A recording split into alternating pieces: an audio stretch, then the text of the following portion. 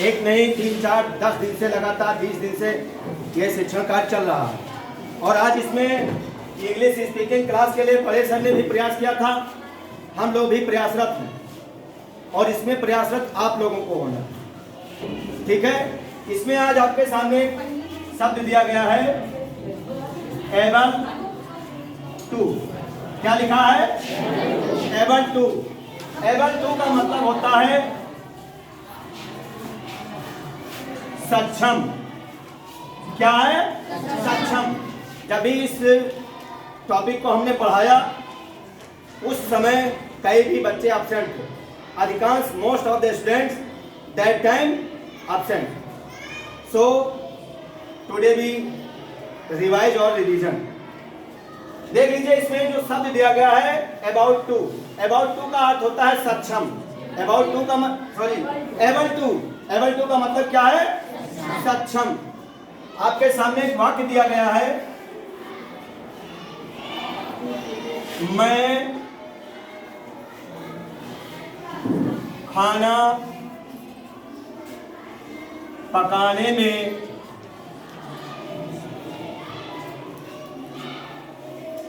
सक्षम हूं। मैं खाना पकाने में सक्षम हूं। देखिए इसमें जो हमारे सब्जेक्ट दिए होते हैं, सब्जेक्ट मीन्स क्या होता है? कर्ता। सब्जेक्ट के अकॉर्डिंग हम इसमें एचबी रखते हैं। किसके हिसाब से? सब्जेक्ट के हिसाब से। हमारा सब्जेक्ट कैसा है उस सब्जेक्ट के हिसाब से आप प्रीवियस क्लासेस में पढ़े हैं, समझे हैं कि हमारा एसएन नंबर का सब्जेक्ट होगा तो उसके साथ हमें एसएन नंबर की हेल्पिंग वर्ब लगानी है, और पीएन नंबर का सब्जेक्ट है तो हमें पीएन नंबर की हेल्पिंग वर्ब लगानी है। बात यह आती है कि हमें एक एक शब्दों की इसमें स्पेलिंग आनी चाहिए, इसलिए एक एक शब्दों की जब अंग्रेजी आपको आ जाएगी आप आसानी से उन शब्दों को एक साथ सेटअप कर सकते हैं, पुटअप कर सकते हैं और आसानी से आप चुटकी बना करके आसानी से सीख सकते हैं। इसमें सबसे पहले सब्जेक्ट दिया गया है, क्या दिया गया है? मैं। वाक्य में आपको दिया गया है मैं के लिए सबसे पहले हम लिखते हैं आई। अब आई के साथ प्राय आप लोग जानते हैं कि आई के साथ हम लास्ट में क्या लगाते हैं? हूं लिखा हुआ है, उस हूं की अंग्रेजी के लिए हम क्या लगाते हैं? एम। I am. अब इसके जस्ट बाद आपको एबल टू को पुटअप कर देना है, रख देना है। क्या लिख देना है? Able to. I am able to. Able to. Able to के बाद आपको शब्द आता है पकाना। एबल टू के बाद शब्द क्या आएगा? पकाना। पकाने के लिए अंग्रेजी में हम लोग क्या लिखते हैं? कुक। क्या लिखते हैं my dear? I am able to cook. इसके बाद में आपको ऑब्जेक्ट रख देना है, क्या होता है? I am able to cook food.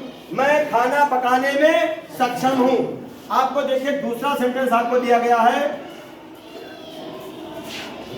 वह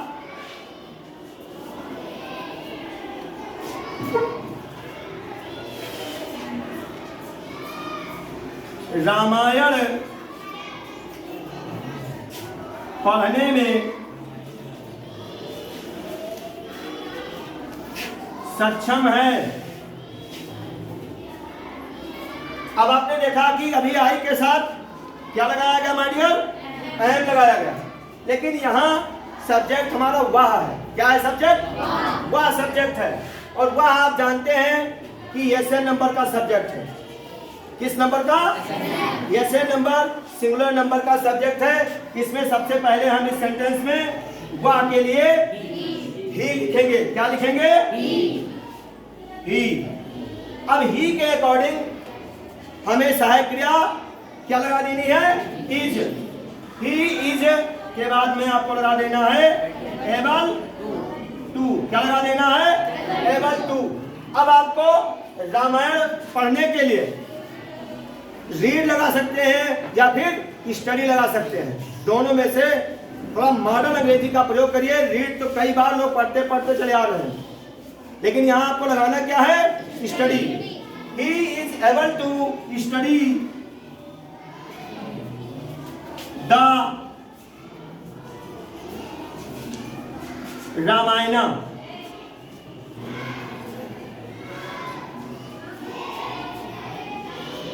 समझ में आ गया?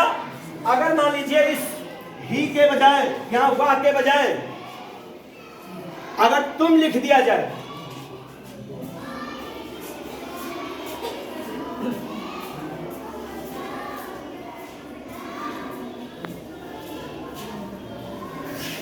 तुम पार्क में टहलने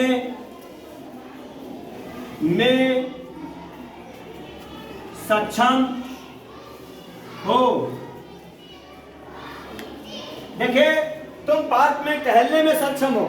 छोटे छोटे बच्चों के लिए जब उनके माँ लोग, पेरेंट्स लोग उन्हें अवेयर करते हैं, बड़े होते हैं, उस दौरान छोटे छोटे बच्चों को बताते हैं कि अब आप सक्षम हो गए हो, एबल हो गए हो, अब आप अकेले कहीं आ जा सकते हो।